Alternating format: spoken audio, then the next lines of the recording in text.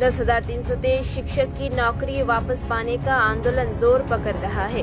बुधवार को धर्मनगर अनुमंडल के 10,323 बेरोजगार शिक्षकों ने एकत्रित होकर धर्मनगर के विद्यालय निरीक्षक को घेर लिया।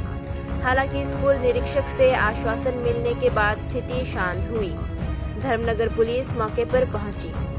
आंदोलनकारी शिक्षकों ने एक आरटीआई के जवाब में कहा कि उन्हें पता चला है कि वे सुप्रीम कोर्ट के फैसले से आच्छादित नहीं है, तो इस महीने की 12 तारीख को पूरे राज्य के 10,323 शिक्षक अपने अपने स्कूल की नौकरी के लिए शामिल हुए थे। लेकिन धर्मनगर अनुमंडल के कुछ विद्यालयों में उनके आवेदन पूर्ण होने के बावजूद कई विद्यालयों के प्रधान अध्यापकों ने उनके आवेदन स्वीकार नहीं किए। ये शिकायत लेकर वे बुधवार को स्कूल निरीक्षक के पास पहुंचे। स्कूल निरीक्षक ने मामले को लेकर उत्तर जिला शिक्षा अधिकारी से बात करने का आश्वासन दिया। এখানে আইএস অফিসে এসেছি।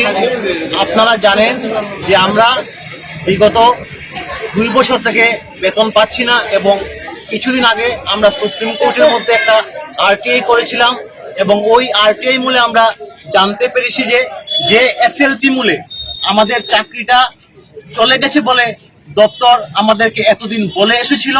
আমরা আদতেই ওই এসএলপি মূলের কোনো পার্টি না। তো গত 12 তারিখ সারা রাজ্যের সঙ্গে আমাদের জেলার মধ্যে বিভিন্ন স্কুলের শিক্ষকরা গেছেন এবং কোনো স্কুলের মধ্যে প্রধান শিক্ষকরা সহযোগিতা করেছেন, কোনো বিদ্যালয়ের মধ্যে আমাদের অ্যাপ্লিকেশন জমা রেখেছেন কিন্তু রিসিভ দেননি, আবার কোনো বিদ্যালয়ের মধ্যে আমাদের রিসিপ্টটা রাখাই হয়নি, প্রত্যাখ্যান করা হয়েছে। তো সব মিলিয়ে আমরা আজকে এই আইএস স্যারের এখানে এসেছিলাম আমাদের দাবি নিয়ে এবং স্যার আমাদের কথাগুলো শুনেছেন এবং স্যার আমাদেরকে আশ্বস্ত করেছেন যে স্যার আজকেই স্যার ডিরেক্টর অফিসে এই সিচুয়েশনের কথা লিখে পাঠাবেন এবং আমাদেরকে উনি সোমবার আসতে বলেছেন। আমরা সোমবার আবার আসবো, এসে কি বিষয় এবং কি হলো তা জেনে যাব। কিছুদিন থেকে বিভিন্ন স্কুলে জয়েন করার জন্য যাচ্ছে, তাদের জয়েন করার জন্য স্কুল অ্যাটেন্ডেন্সের সিগনেচার দেওয়া থাকে। তো যথারীতি তারা স্কুলে গিয়ে যখন সিগনেচার দিতে পায়নি, যেহেতু আমাদের ডাইরেক্টরের কোনো নির্দেশ নেই বা কোনো কাগজ নেই ওদের জয়েনের, হ্যাঁ, তখন আমাদের ইনচার্জ বা হেডমাস্টার ওদেরকে প্রশ্ন করলো যে তোমরা রিজনিং এর কাগজ নিয়ে আসো, আমরা জয়েন করতে দেবো বা সিগনেচার করতে দেবো। যেহেতু তারা রিজনিং এর কোনো কাগজ ওদের হাতে নেই, সেগুলো তারা জয়েন করতে পারেনি। যেহেতু স্কুলে জয়েন করতে পারেনি তাই তারা দলবেঁধে আমার এখানে এসেছে।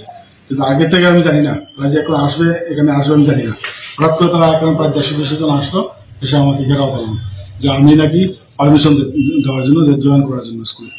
আমার তো কোনো ক্ষমতা নেই, অথরিটি হায়ার অথরিটি আমি বলেছি যে ঠিক আছে আমি তোমাদের ব্যাপারটা হায়ার অথরিটি জানাবো, হ্যাঁ, তোমাদের এই সিচুয়েশনটা। এছাড়া তো আমার কিছু করার নেই, আমার কোনো ক্ষমতাও নেই তোমাদেরকে জয়েন করানোর জন্য।